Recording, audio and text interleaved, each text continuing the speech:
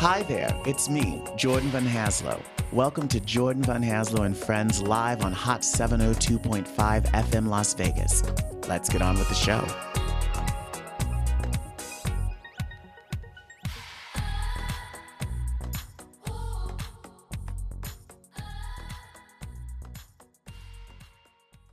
Welcome, everyone, to Showtime with Jordan Van Haslo and Friends right here on Hot 702.5 FM Las Vegas. Today, we have a great panel of writers to discuss the ongoing Writers Guild strike. Our guests on today's show are Susan-Sojourna Collier and Cheryl L. Davis, both of whom are longtime friends of mine and the show, and they've joined us in the past. And I'm also very, very, very, very, very excited to welcome a new friend, Allan Neuwirth. So now I'm going to tell everyone a little bit about you all. Sojourna is a veteran television writer who has received an Emmy nomination for outstanding writing in a dramatic series For All My Children. And she's also worked on various other daytime dramas, produced 2 films, and has written a boatload of screenplays.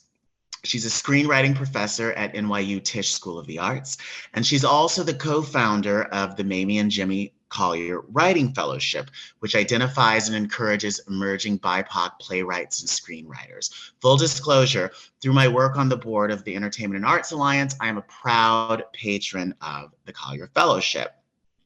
Now, Cheryl, yay! Cheryl is an award-winning playwright, librettist, television writer who has twice won the Writers Guild Award for her work on the daytime drama As the World Turns, and also this year, just a few weeks ago, for Days of Our Lives. Congratulations. Thank you. She last joined us here on our show when her Law & Order SVU episode, Garland's Baptism by Fire, aired. Additionally, she's on the advisory board of the Collier Fellowship. And if that wasn't enough, this woman is a practicing attorney, and she's the general counsel of the Authors Guild. I've said this to you for as long as I've known you, Cheryl. No one has ever made me feel like such an underachiever than you. I know. Ever. Me too. Oh, hush, y'all.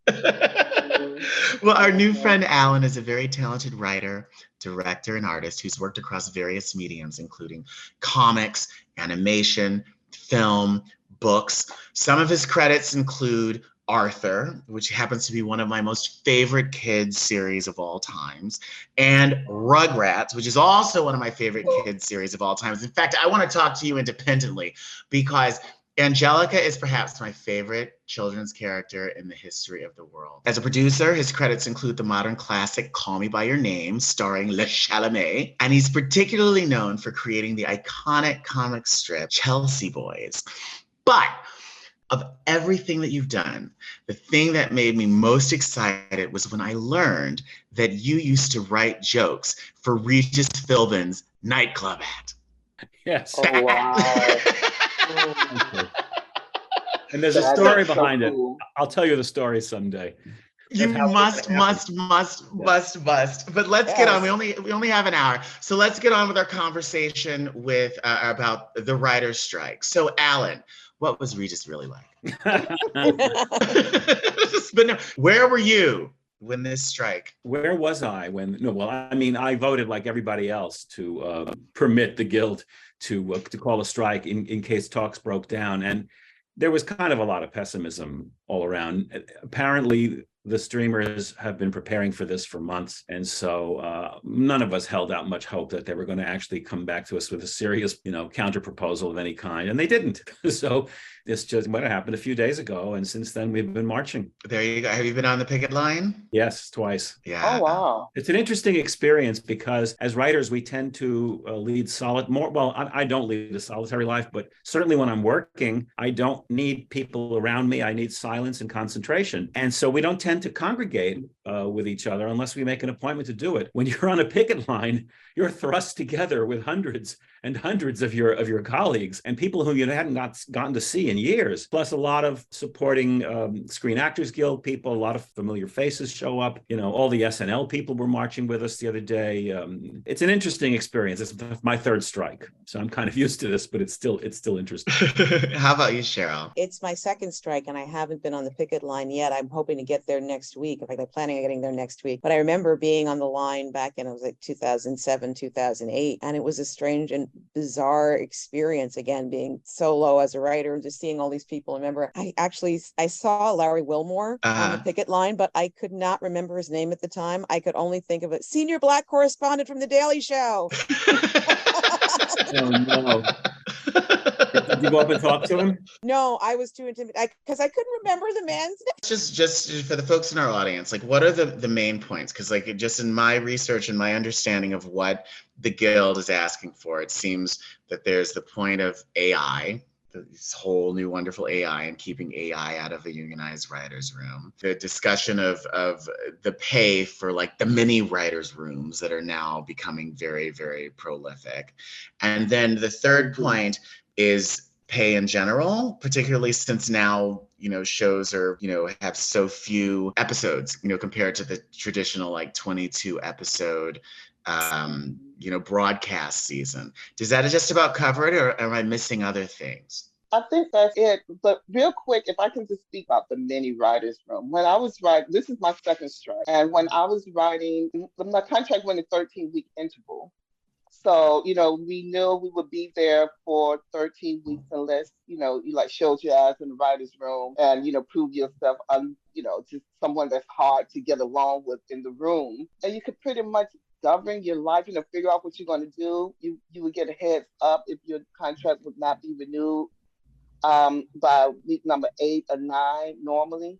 And when someone told me about, this whole new thing of the mini writers room, when you're in there for like a couple of weeks, maybe 3 or 4 weeks, and just the prep time that it took when I started to get all of the scripts to really understand the show. I mean, I still have like 5 to 6 years worth of scripts in my house that I've been trying to give away, shred, and get them out and declutter. But just all of the prep time, to really understand the language of the film, the language of the show, the style of the show, all the work that goes into just outside of the actual sitting down and writing your episode, or, just in the process.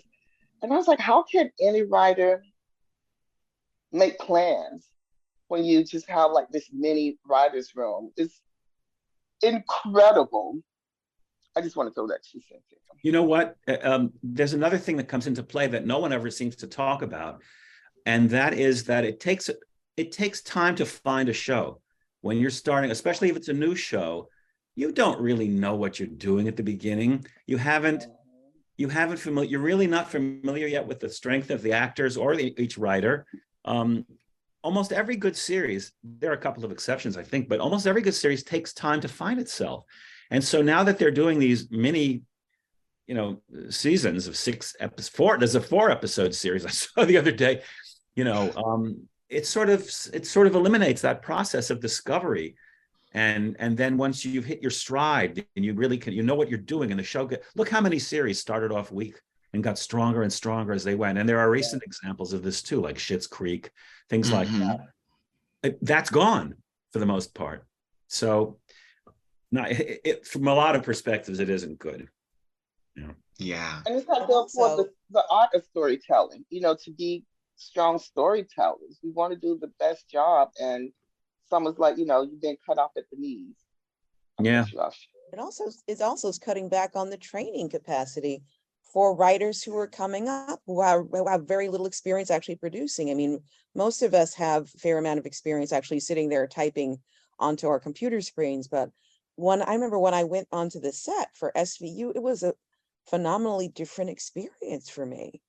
And I can't imagine writing a show and not having that experience of being able to talk to the actors if they have questions, being there on set. People ask you like, oh, what does the set look like to you? Oh, I think that's not a right look. Talking about the costumes and being involved in the prep process, all of that stuff. That I think is key in terms of you're developing your skill as a writer generally, not just on that one show.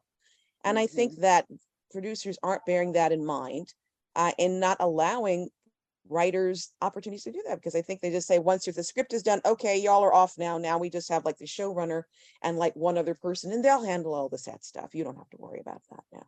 Yeah, and table read. You can learn so much from table reads. Yes.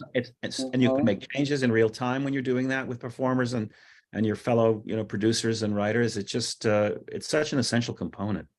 Mm-hmm. And, Cheryl, when you mentioned, just being in the environment, that was one of the biggest notes I got for like the first year I was writing on the show. Because my mentor kept saying, Sojourna, you got to be in the room. You got to know the things you can use in the room. The hairbrush, the water pitcher, the dress, you got to know what's in that room, what they know, the props they normally have in that specific environment. I mean, it was like a year before I really got that under my tongue, could really speak to that. So yeah, it's all of those things, and like you said, Al, just hearing the words. I mean, we didn't get a chance to do that as soaps because it was such a machine. But yeah, it's not enough time to nurture new writers that's coming onto the show if you want them to do the best job. Jordan, you actually missed one point that's been pretty important in these latest talks or lack of progress, and that's the whole syndication issue, because the streamers are worldwide and they're out for global domination. A lot of our revenue, a lot of our income over the years has come from residuals, and that's drying up to disappearing in many cases. And they don't want to hear about it. They want to spend as little money as possible. But you know something? Writers have been disrespected since this business began. If you think about it, the big studios in Hollywood way back when, they would shove writers into a bungalow, with the tiny little rooms, and and if they didn't hear the typewriter clacking away, you weren't doing your job. I mean, they were like pawns on a big chessboard. So, or I should say, we were like pawns on a big chessboard. I think it's the joke that about the actress who was so dumb she slept with the screenwriter. She slept with the writer. That's a shame. One actor told me that the writers just put the commas and periods and shit in there. That's all they do. Oh, listen. With AI now, you brought that up at the beginning. Did anybody see the mini script that was generated the other day by an AI program for a sequence from 30 Rock? Did anybody see that? No, I didn't see that. That one. I saw another one about trying to write for writers on the picket line or something like that. I saw one of those. Yeah. Well, you could find it. It's online. It's either Variety or Hollywood Reporter, one of them. They tasked an AI program to write a sequence of Tina Fey's series 30 Rock, and they said to the AI, make it be about writers going on strike. So if you read it, the characters are there, the rooms, the settings are all there. The conversations sort of make sense, but there's nothing funny at all. And so I thought to myself, well, holy shit, maybe it can't write comedy yet, but what about procedurals? Oh my God. Was it good? Was it as far as the story and the arc and the... Well, that was... Would you watch it? No. But that was programmed into it. It's what... Oh, I see you. we can see Sojourna now.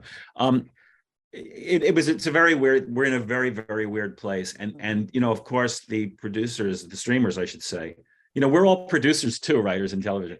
But the streamers, let's call them the streaming execs on the networks, they don't even want to discuss this whole AI issue. They rejected it completely. They don't care if machines replace us. They don't. Well, they did offer to meet on it. They offered regular meetings on the subject to discuss it. Yes. but I kind of feel like that's kind of what it is, right? I remember the last writer's strike. I feel like from my memory, reality TV really became reality TV as a result of the last writer's strike. Because I remember it lasted 3 months, and I remember there were so many there were a lot of great shows that ended up getting canceled just because I remember there was this really great show called Samantha Who, Christina Applegate, and they ran out of the strike happened, and they ran out of shows in the can, and it lost its following. But what I remember happening was because they needed to fill airtime, they started creating a lot of, reality shows and unscripted shows and competition shows. And I think, and this is me coming from like my corporate studio system brain, they said, okay, well, the ratings are the same and the overhead is a fraction, so let's keep moving in this direction. So I always kind of wonder, just remembering that time, how do you not repeat history in that way? Because I think that there's nothing better than a well-crafted story, right? Across any medium, whether that's a song, whether that's a movie, whether that's a television show. But how do you really play that game with a group of people who aren't creative, right? So they're not coming at it from a place of, I have a story to tell, and that are really just looking at, this is what the numbers say. This is what our stock price is doing. So this is what I need to do tomorrow in order to maintain and increase my stock price. Yeah. Well, the dirty secret is that writers work on reality shows too. But you can't do shows without writers. I don't care if they're scripted or unscripted. Someone's got to be conceptualizing. Someone's got to be creating the situations that you're going to let your actors improv, your contestants, whatever, improv. Yep, we're gonna plot out the series, the story arc, the character arc. Yeah, The conflicts. thank you. Yeah. Sometimes they give lines. Sometimes they'll provide quips and lines and things. Without using names, I was speaking to somebody on the picket the other day who was saying that he wrote all the wisecracks and quips for somebody on one of these shows. And I said, What? So-and-so has a writer on staff? Yep. Yeah. And a WGA writer, nonetheless. Absolutely. Well, what do you? Yeah. So where do you find that balance, right? Because like I'm not a member of the Writers Guild, but I'm a member of Equity, SAG-AFTRA, and especially like as you're like a new person coming up, the union can feel like a double-edged sword, right? Like you can't work without being a member of the union, but at the same time, how do you join the union if you haven't had the experience to get work? And so, you'll see this is just with unions across the board, there's always that kind of conflict of folks who are very, very pro-union, and, we wouldn't have our insurance, we wouldn't have half of California's labor laws came as a result of things that unions fought for.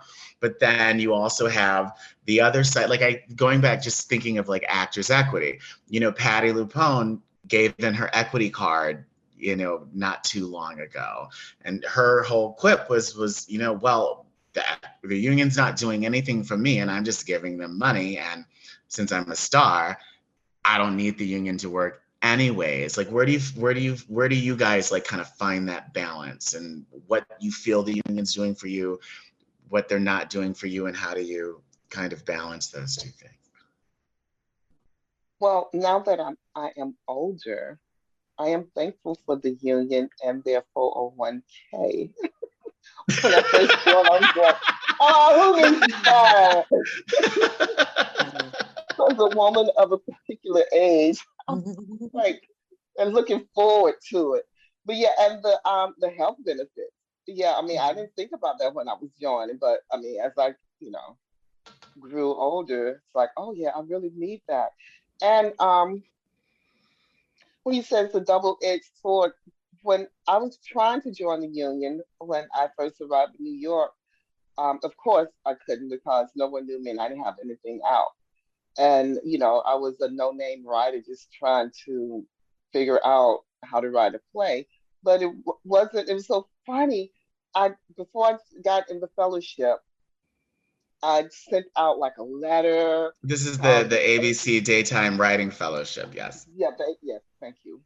Because I'm thinking everyone's in my head, so everyone knows what I'm talking about.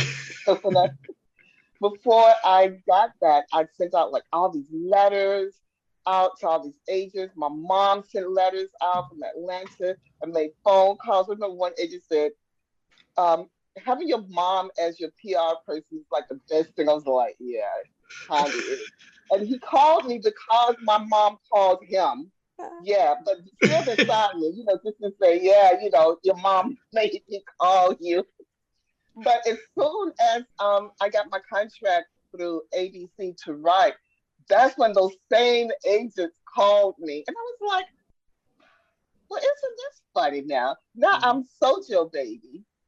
How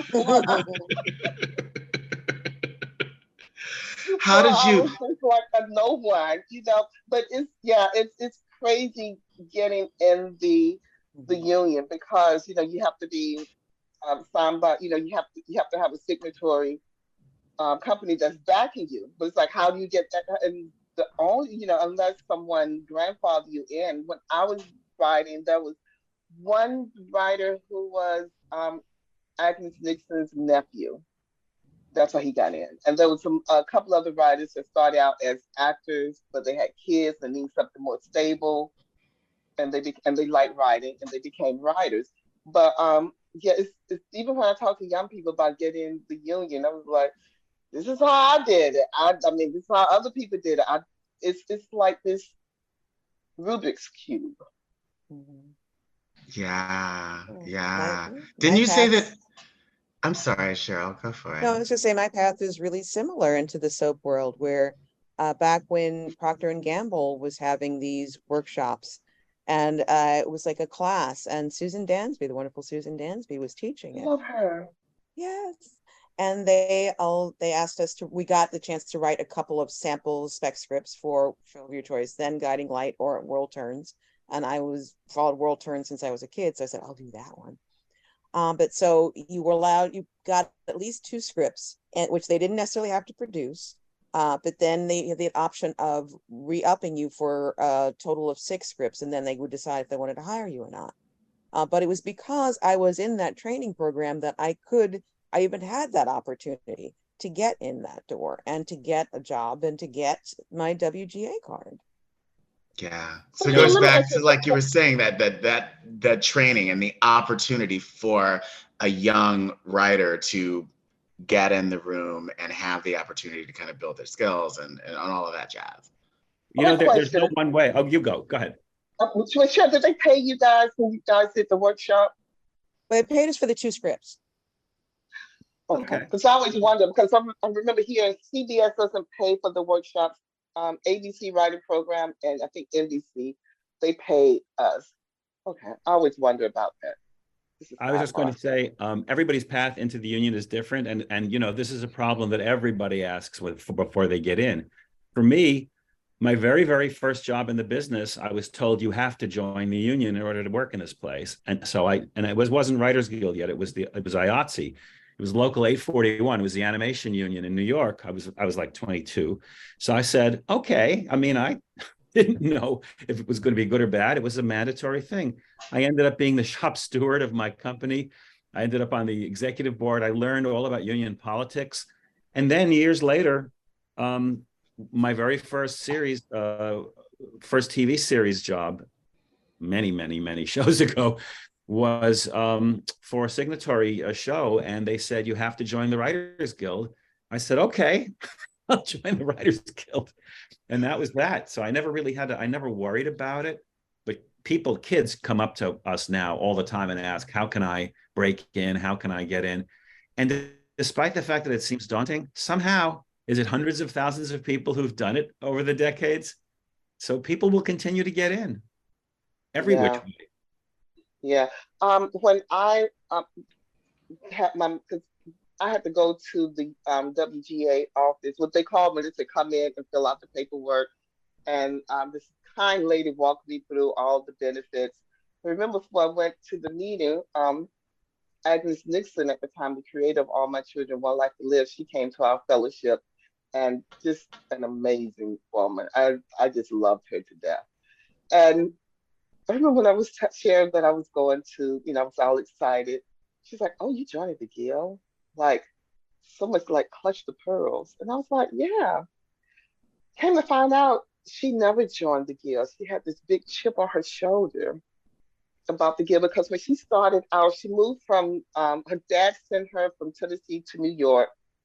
because she was born the same year my mom. They were the same age, and she was expected to get married, and she ended up writing for the radio show. So no one took it serious. Her parents, no one, and she wanted to join the guild, and they told her no because you're just a radio soap writer. Like that's not, yeah. So ever since then, she had a chip on her shoulder. Even so much so that when the strike happened, it was just assumed, that we would write through the strike because she had no allegiance to the guild. And that, yeah. And the guild ended up giving her like the Lifetime Achievement Award, all these awards. She accepted grace because she's a Southern genteel lady, so she graciously accepted. But yeah, it was like, yeah, you guys right through the strike, right? It's like, no, we're not supposed to. But did you work through it anyway, even though you weren't supposed to? No. Okay. Even if we did, I would say no. I know. This is a record now, Allan. I know. I realize that. But no, we didn't write through it. They got these other. I don't know where they got them from. But people still look down on soaps. When I want to submit scripts to various other shows and fellowships and stuff like that, people say like, "Oh, do not submit any soap scripts." No. Why? Because people, even though it shows that I can write in the language of another person, another character on the show, they're just like, quickly, "Oh, no, and with abundance." Yeah. Yes, and write fast. Yeah. People go, "Oh no, you're primarily soap experience. Oh, if you have more experience in another area." That's crazy. And it's like soap, like you say, we have to churn out an episode like every 6 days. Yeah. Every 6 or 7 days, a full 1-hour episode. Yeah. I think it's great training for that's the thing. People want to pigeonhole you into one particular area of whatever the profession is. And I hate that. Why? Because it's easier for them. Especially the agents. Yeah, and especially the agents. Because my agent did not want to shop me around to no places. I had to do it on my own. Because, that's how he was making money off me. And he didn't want to take a chance, Yeah. Want to get his new pool in. Well, with the thought of agents, do you guys find, I don't know if you guys have agents and had agents in the past, do you find that agents as writers, right, and as members of the guild, do you find that agents are advocates in terms of your fight as writers and your fight within the guild and getting what it is you want? Or do you find that agents kind of just like aren't helpful because at the end of the day, like an agent's just trying to make money, right? Like an agent's trying to close a deal, get the commission, whatever. Do you find either way, like that agents kind of go either way? Anybody want as to a take whole? I don't know. As a whole, I've been seeing pictures of people from certain agencies on the picket line. And apparently there are some agents that are supporting the guild. Yeah. I honestly haven't discussed the strike with my agent at this point. It's still so new. I just haven't talked to her. But I think it really depends on the agent, and yeah, they've got to make a living too. So I mean, I think it's a lot of agents are suffering, but also remember a few years ago we had to let our agents go in the guild because there was a big to do about the packaging. And it broke my heart that I had to let my agent go. And I will say this, they were in the process of setting up a meeting with me with a showrunner. And even after I let them go, I got a call, "Oh, you have this meeting with the showrunner." And it's like, "I think I'm not supposed to talk to you." And they said, "We understand. You go, you take the meeting, you do whatever you feel, but we wanted to let you know that this was happening and we were kind of like stepping back, but we've set this up and like go with God," kind of thing, because they didn't have to like follow through then, because it just said like, "Nope, we're no longer represent her," or something like that, but they didn't. Wow. Interesting. Cheryl has had a different experience than I have with agents. If I could get all my agents together and build like a Frankenstein agent, because one was really great at working out my contracts. and fighting for me. But that's all. One was really good at sharing my name with other people, and one was just cute, cute guy. So if I could just pull them all together and build like a Frankenstein agent, it would be like a super agent. I mean, it'd be like Susie from Mrs. Maisel. Except a cute guy. Yeah, but other than that, no. And all the jobs I've gotten from television and film has been through word of mouth. Every job, when I got in the fellowship, I knew nothing about the fellowship. Someone saw my script at my play being read, a production of it at Playwrights Horizon had a special thing for Black playwrights, and the director Tim Sanford thought it was a dope play and passed it on to Molly Fowler, who was running the fellowship at ABC. That's how I got into the fellowship. When I got fired from all my children, my head writer talked to another head writer, and I got a job at the next show. So all of my stuff, when I started doing SAMs, it was all through word of mouth. I mean, I have an entertainment attorney in Syracuse, but all of my jobs have been through word of mouth. I think that's common, actually, you know. And by the way, Susie Meyerson on Maisel is not an agent. She's a manager.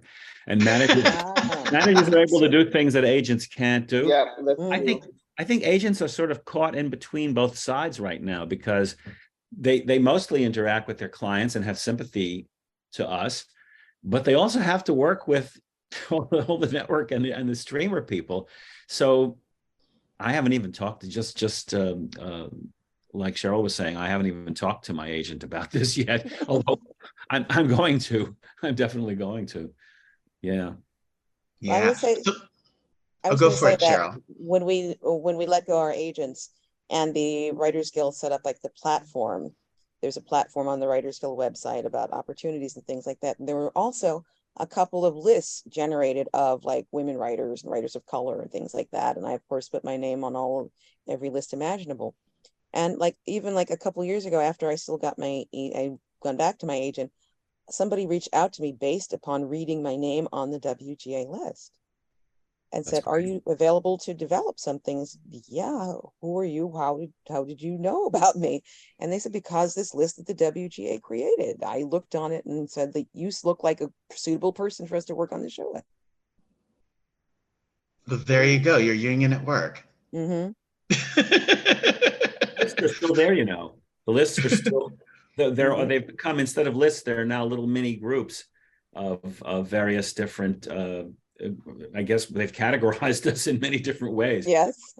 In a way, that's kind of crazy, but it makes sense too. Yeah. Over 40. You guys remember when they had the big suit for over 40 writers that was over 40? They had the big lawsuit, the Writers Guild. Oh, remember that?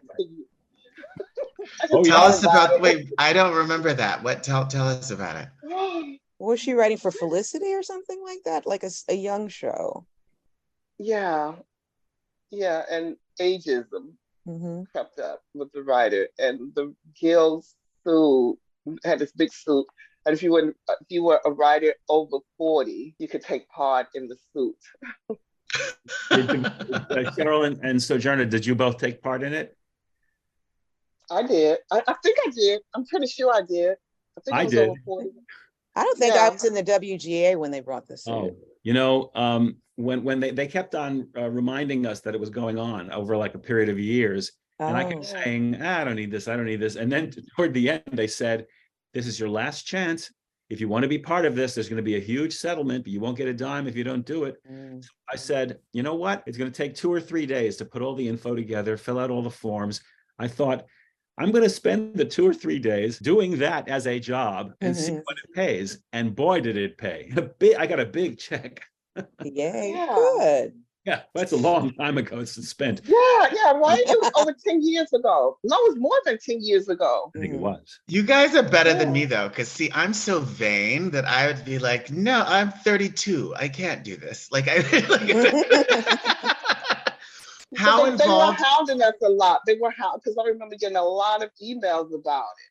Yes. And I think I did like you, Al. I think I waited to the last minute. And I'm Yeah, like, that's what I did. How involved have you each individually been in the union? Like, do you guys take part in committees? Do you guys, aside from just voting and all of that jazz? So talk to me about you. I was on the awards committee for about 20 years. It meant meeting. I mean, you're putting the awards together. These are the Writers Guild Awards we're talking about that happen in the I guess in the winter. You're pretty much as soon as the first one is done, as soon as one is done, you're starting to think about the next one. And so we would have meetings for the longest time. It was in person. We would meet every couple of weeks at the Guild. They would feed us, which was writers always want free everything. And actors. You're right. The cliche is that we drink, but no, we also eat. I know.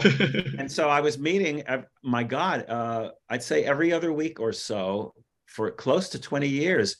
And we would discuss who we're going to give awards to and who we think would make great presenters. And it meant for a lot of camaraderie. And there's another group that I've belonged to, and that's the Animation Caucus, because I've done a lot of that writing too.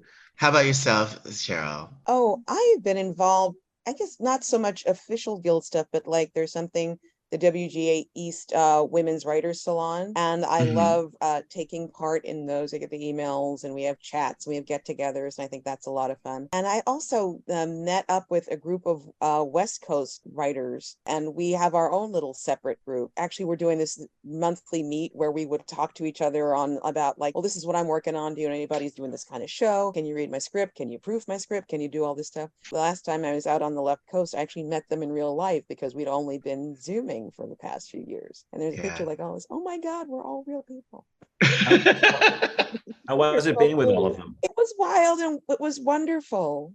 I think if you're writing comedy, sometimes it helps to be able to bounce jokes and ideas off of each other to see who's laughing at what. And if it's not funny, no one's going to laugh. But if you're writing dramatic series or soaps, you really don't need other voices around you while you're working. They're all living in your head, right? I just got a text message from my super telling me, will you come down and pick up your packages? Because I've been working on a project. I haven't been out my house in like a couple of days. And he said, you got a bunch of Amazon packages downstairs. I was like, is it in anyone's way? Other than that, no. It's like, come get your packages. Look, you brought up the subject of being in a comedy writer's room and bouncing things off of everybody. I'm curious to know, like, if you guys have one experience where you're like, oh my goodness, this was the most amazing writer's room I've ever been in. The thing is, I've been in so many writers' rooms over the years, and you're usually thrown in with very smart people, whether it's a comedy project or not. Everybody in the room is talented and usually socially aware, socially conscious, and usually they read, they're up on the news. It's a very interesting assortment of people that you're thrown together with. It's not like being on jury duty. We've all been there when you go, oh my God, what am I doing in the room with these people? Okay, so then I'll rephrase the question. Have you ever been thrown into a room with a socially unaware idiot with no social? It's just taking me a minute to think, because I've enjoyed most of the writers' room I've been in. There was a moment when I got stuck on a plot point. I remember the head writer said, okay, let's just all take a break and let's just walk around the building and come back. I remember we came back, and I was very young, new to this writer's room. I kind of knew what the answer was, but I was fearful to say it, to speak it out loud, because I was new. And I was like, fuck, just go ahead and say it. So I told me, this equating this character to who was my former mother-in-law. And this was a villain character. And I was like, well, former mother-in-law, she would kick dogs, but she had this big personality. She was an alcoholic. She was always fun to be around till she wanted to fight. And I said, my then husband and his brother had to have a conversation about what to do about mom. And then the head writer shared how his mom was a functioning alcoholic. His dad worked for the Kennedy administration, and how his mom was like getting drunk, like at 3 o'clock. And when she died, how he and his brothers didn't even talk about it. And they were talking about football. He's like, I don't even like fucking football. And then this other woman, she was talking about how when she was in college, her dad was so drunk that he just started shooting. They lived out in the Midwest. He brought someone home on her college friends, and she was all scared. She's like, oh, don't worry about it. My dad can't shoot the side of a barn. So you know, how they were used to it. You know, how in families we get used to the trauma when someone outside the family come and go like, oh, this shit is fucked up. And then I mean, we all shared it. We kind of looked at each other like, oh my God, we just shared our lives, you know, like the most intimate part of our lives. And I remember the hair, he was such a cool guy, Richard. He said, you know, it's just so interesting how we can trust each other to walk around this table naked and not feel ridiculed. And it was such a beautiful moment of sharing. And that's how stories have life and ring truth to the viewers when you put in something real into something that actually happened in your life or that you saw happening and not just phoning it in. And that was just one of the times where we created this amazing villain because we all bought into her and she was all part of shit that we've gone through. And that was like such an amazing, that's when the writer's room really worked. And you can really share this almost like therapeutic. And, you know, like we had arguments and fights and stuff, but it was such a cool moment when that happened. You have to trust your fellow writers. First of all, you're airing your dirty laundry in front of them. And so you can't be afraid to say anything, even if, you know, there's a lot of mockery and there's a lot of stuff that goes on in the rooms, but I think it's usually, there are times when it isn't, but usually I think it's taken in the right spirit. And that's why like those mini writers' room, you know, you don't have that time to feel comfortable with the other writers and feel okay to air your dirty laundry. That's a really interesting point, to form that bond, you know. Yeah. I was just thinking about Jordan's original question. I found myself in a writer's room with some with people who were much more famous than me at one point. And that was very interesting because they were treating me as an equal. These were people whose work I knew from TV and films and stuff. And at first it was a little intimidating. It became okay very quickly, you know. It was very interesting. Yeah, I sat next to Rachel Dratch, and who else was I sitting with? And they were confiding all sorts of gossip about what they had gone through on some very famous projects. I thought, oh my God, I can't tell anybody this stuff. You can tell us. Nobody else is listening now. You know, it's funny that you say that. I had a conversation the other day with a friend about this. You folks who are listening to us talk right now can't see us, and none of us are ancient, but we've all paid our dues. We have had a lot of experiences, and we've met lots of people, and we have heard and seen lots and lots of stories that we just cannot share in public. True. or outside of our circle, or we can get in trouble, or we'll get banned from some walk of life. So, you know, I have story. I could fill a book. I had lunch yesterday with a friend who was dishing, oh my God, the stories he was telling about the people he worked with on some very famous shows and films. And I said, you've got to write a book. He said, I don't know. I don't feel comfortable doing it. Maybe when they're all dead. But then my question is, because my question is, who will it serve if I tell all my dirt that I know about? Well, you'll make money off the book. Your banker at Chase Manhattan. That's who it was like. I think a lot is set. I mean, I've only really been in the SVU writers' room because when I've written on soaps, it's all been just like they email me the breakdown. And if I have questions, I can certainly reach out to the editor, but I've just been like it's on assignment basis. But when I was in the SVU room, and I really credit Warren Light for this, it was a wonderfully welcoming environment. My nature is I am a sit back and kind of like look around the room for a while and kind of assess things. And then ultimately I will say something. But then Warren was encouraging me, you need to speak out more. We can look at you, see you're thinking, but you need to say what you're thinking. Like, okay, what if we do this? Like, okay. And like, put that on the board. Like, he put it I was so excited he put my idea on the board. It's always fun when they put your ideas on the board. Oh. But you know what you did was very smart, Cheryl. I mean, what's the old Mark Twain quote? Better to keep silent and be thought an idiot than to open your mouth and reveal it to be true, or whatever. Something.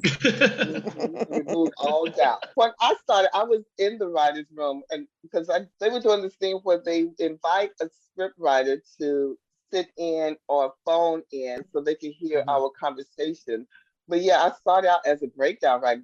Those are the writers that write the treatment. They have more control over what happened from week to week. That was when I really discovered how the shows weren't just written for the creative part, but was written based on what sets was available on that day, because it cost so much to put like those big sets up. When there was like a big fire, like in Erica's mansion, is because the set was too freaking big. And like if I need the set on Tuesday, I would have to beg the Monday writer, please put it up so I could use it on Tuesday, because like those big sets, you have to use them for like 3 days or something like that. Yeah. And it was like all this negotiating around the set. And, then I realized like sometimes, characters have like these emotional conversations, but it would be like on the park bench. Like, why am I doing this on the park bench? Because that set was so easy to put up, and they ran out of units for how many sets they could use in their episodes. Like, I could just put it in a park bench.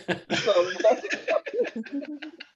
but that goes back to, I think, the opportunity to get the kind of training and know what goes into making these shows that the producers aren't letting us get. It's like on SVU, Warren would say, like, after working in New York for a period of time, he could tell, like, okay, if you set this scene there, that's going to cost me $20,000 more than if you set it here. So you don't even bother writing for the scene set in the $20,000 additional location. You figure out and craft your story at an earlier point for a more cost-effective location. It's like, Sojo, you were saying that you learned how you had to schedule stuff to be able to shoot it and to be able to tell the story in the most effective way possible. Writers, you can't just come out of the gate knowing this stuff. You need the opportunity to learn it. That's a great way of circling back to the original topic, by the way. Yeah. We're here to talk about the strike and we're telling stories, but still. Yeah, and it took like almost a year for me to understand all of those moving parts. And I was getting paid as a writer and went through the whole fellowship and got hired. And I still was like, I don't know what the hell I'm doing. They hired the wrong Black girl and they gonna figure this shit out. Oh my God. Used to be going on in the back of my Standard head. imposter syndrome. When I would get the notes back on my script, I was like, oh, they figured it out. They had the wrong Black chick. Damn. I should have said that last check. Well, so with that said, going back to the original topic of this current writing strike, right? So the last writer's strike lasted, 3 months? Where do you guys see this landing? Do you see this as being a very protracted thing, or do you think that the two are going to be able to meet and everyone will be able to get back to work? Well, I have a fantasy that we find some very, very highly followed influencers on social media who get their millions of followers to suddenly abruptly cancel their subscriptions to Netflix and Disney Plus and Apple Plus and say, we stand with the writers. The writers are making these shows for us. Without them, there is nothing. Because that's the only language that the corporations are going to understand. But to answer your question, I'm afraid it's going to go on for a long time. I hope not. Allan, I love that thought. And from your lips, I hope it goes out and some influencer listening go like, oh, wow, cool. My thought is, like at the last strike, that's when reality TV took off. Like, what would be the thing that would take off? Because it feels like everyone's so exhausted of reality TV. Social media, even more so than it is now. People will be watching more TikTok and Insta and whatever else, Facebook, whatever else, YouTube. Well, you're right about that. Like, there's just more things that you can now compared to in 2007 that you can do to distract yourself. Okay, television's done. Now I can just watch. I think you're absolutely right on that. I ask you guys this as creators, as content creators, do you think that there's too much content? Yeah, I think there is. Unfortunately, but there's not enough good content. No, that's true. Yeah. It's true. A lot of mindless content out there. And it gets really hard to find the good content. You kind of have to whack through the weeds. It's impossible. Really rely upon people's opinions. Like, what have you seen that you like? Yeah. And one to get taken by a story, and just, transport it to someplace else. Yes. How many times have you been told by friends, oh my God, this show is so great, you've got to see this show. And then you've got a list of 30 or 40 things. You have to have a life too. When you do all this stuff, and that's not even counting all the other stuff that you see. They don't even promote most of it. So it just comes and goes. Yeah. I have to be very discerning with who give me the recommendation. Yeah, because I've gotten recommendations from people, and I was like, "Oh my God, you're an idiot."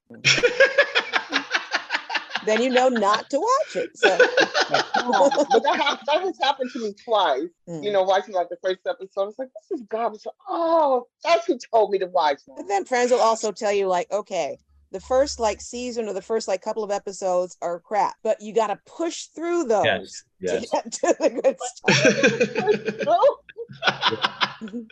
Okay, I started watching Breaking Bad because somebody told me, like, because I started watching, it's like, what in earth is this? No, keep watching. So I said, okay. I didn't get anyone to tell me to keep watching, and I stopped. I was like, oh, I can't do this. When it got down through the top with the acid, I was like, oh, I'm not watching this. Oh my God. It was like when I was younger and I was working my master's in criminal justice, criminology, and I studied about these serial murderers.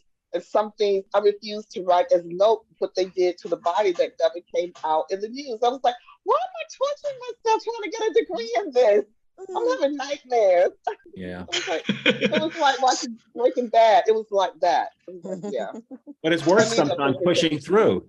Game of Thrones was like that too. Most of my friends got so confused by the first bunch of episodes, they gave up on it.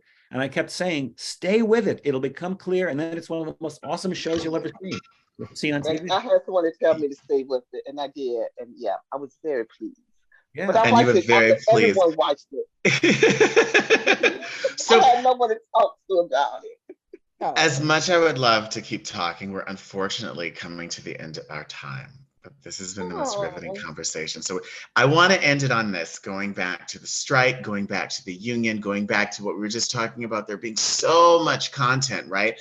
There's so many outlets, which breeds a lack of quality or like having to search for quality, but which also breeds many, many, many more opportunities, right? To get your foot in the door than you could have 20 years ago, 30 years ago, 40 years ago, when there were only 4 networks. If you were talking to your young self and your young self was a young writer in 2023, wanting to get into television, aching to get your union card, what would you tell yourself? What advice would you give young you? What I would tell her would be, one, in terms of writing, to trust her own voice and don't write necessarily what she thinks people want her to write, because I've fallen down that rabbit hole a number of times, and every time I do, it doesn't work out well. So be yourself, trust your own voice. And 2, I would say get into network better than I did at a younger age. Essentially, go to functions where writers gather, get to know more writers, get a job when you're still young enough to be able to afford low pay as a writer's assistant or something, like getting into that world so you can get the experience and get to know more about it earlier on.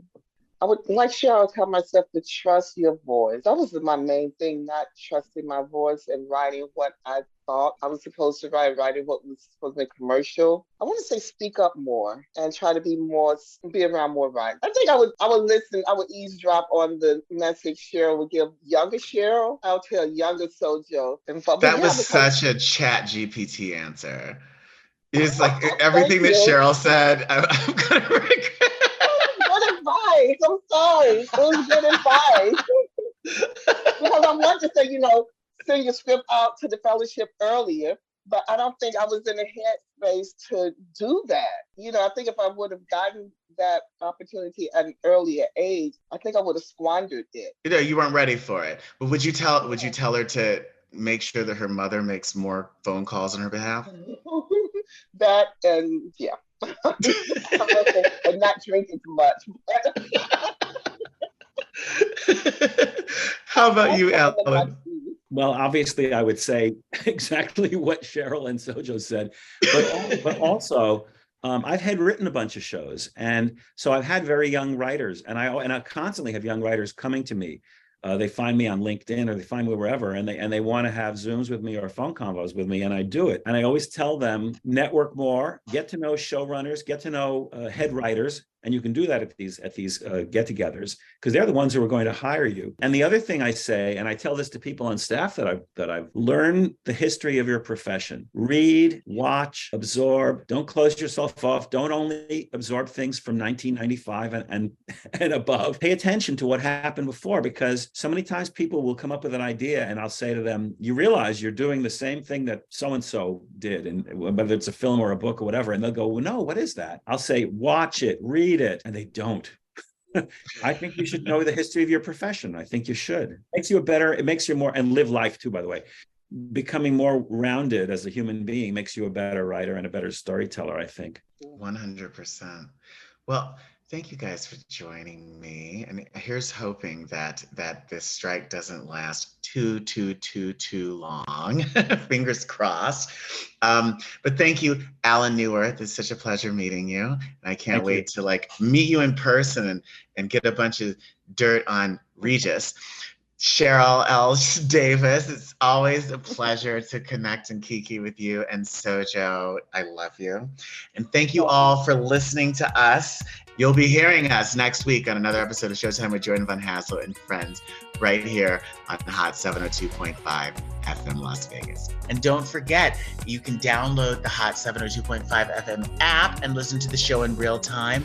And please check out hot702.5fm.com.